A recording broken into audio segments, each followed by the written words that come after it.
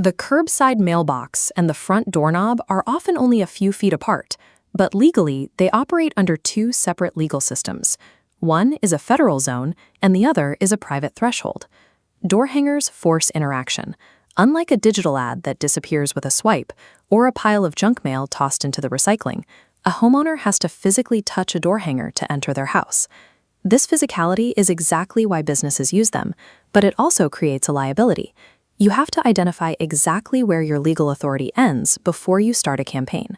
Mastering this boundary allows you to reach customers without risking the fines that amateur marketers face. The first rule is absolute. Under 18 U.S. Code Section 1725, the curbside mailbox is off-limits to any item lacking proper postage. This protection covers the mailbox, the post supporting it, and the red flag. You cannot tape or tuck a flyer to any part.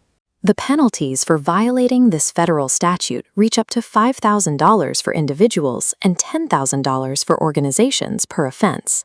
This chart shows how a single organization's fine scales across a neighborhood. Because federal investigators treat every single mailbox as a separate violation, a 50-house campaign can create $500,000 in liability.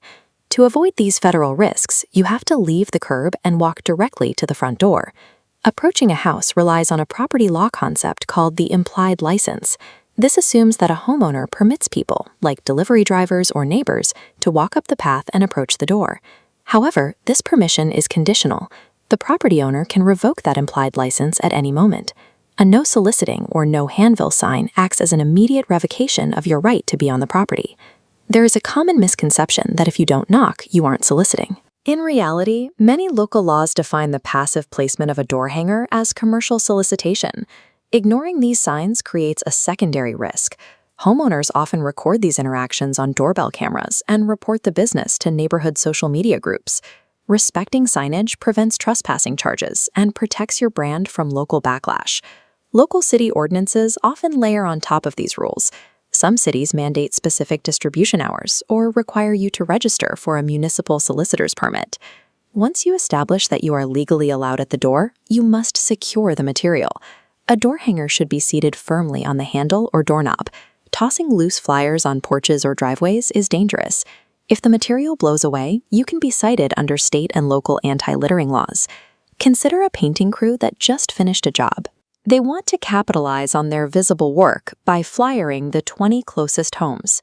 To do this legally, the crew checks for local curfews, skips houses with no-soliciting signs, and secures every hanger to the knob. These operational steps turn a potential legal issue into a compliant marketing strike. Some neighborhoods are legally off-limits. Gated communities with private roads can ban all outside distribution. When you encounter a private gate, the best path is USPS Every Door Direct Mail, or EDDM. This service uses federal postal carriers. Because the USPS has exclusive authority over the mailbox, postage-paid EDDM is the only lawful way inside those receptacles. When the physical door is barred by a private gate, EDDM is the professional workaround for reaching every house on the route. To stay compliant, maintain a strict no-touch policy on mailboxes, audit every porch for signs, and affix your material securely. Note that this video provides general information, not legal advice. You must verify all local permits and ordinances with your municipality before starting. Respectful, compliant marketing ensures your brand builds credibility with the local community.